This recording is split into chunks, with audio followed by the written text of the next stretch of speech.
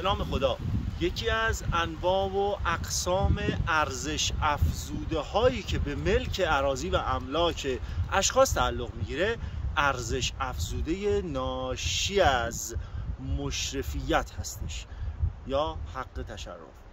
انواع و اقسامی برای این مشرفیت وجود داره. مشرفیت به طرح‌های عمومی و عمرانی پس انواع و اقسامی داره. یکی از مصادیق بسیار مهم اون مشرفیت به خیابان ها هست.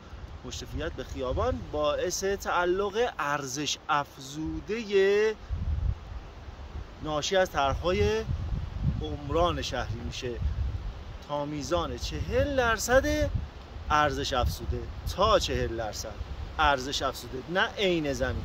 در روستاها تا 30% ارزش افزوده ایجادی. این یک قسم از انواع و اقسام ارزش افزوده ناشی از مشرفیت که به موجب رویه دیوان عدالت اداری قانونی شناخته شده. اما قسم دیگر ارزش افزوده ناشی از مشرفیت به فضای سبز یا پارک ها.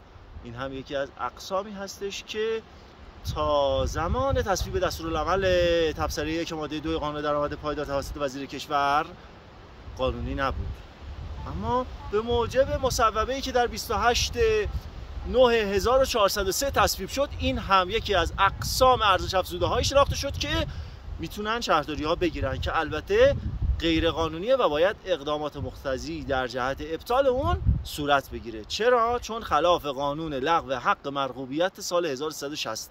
نمیشه طرح عمومی و عمرانی رو اجرا کرد و به اشخاص گفت که باید ارزش افزوده بدید به ما.